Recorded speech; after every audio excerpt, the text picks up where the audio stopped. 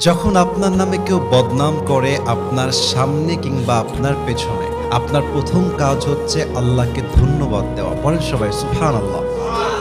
কি সুন্দর কথা আল্লাহ তাআলা বলছেন, খুব খেয়াল করবেন। আল্লাহ বলছেন, সবর ধারণ করো তাদের কথার ব্যাপারে যারা তোমার ব্যাপারে বদনাম করে। এর কারণ আমি আল্লাহ জানি তারা যা বলছে সত্য নয়, বরং তুমি হচ্ছ আসল সত্যবাদী। তুমি সেই অন্যায়টা করো নাই।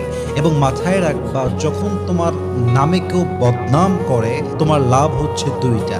এক, তোমার সমস্ত গুনাহ তাদের আমলনামায় চলে যাবে এবং তাদের সমস্ত সওয়াব তোমার আমলনামায় চলে আসবে। সুবহানাল্লাহ।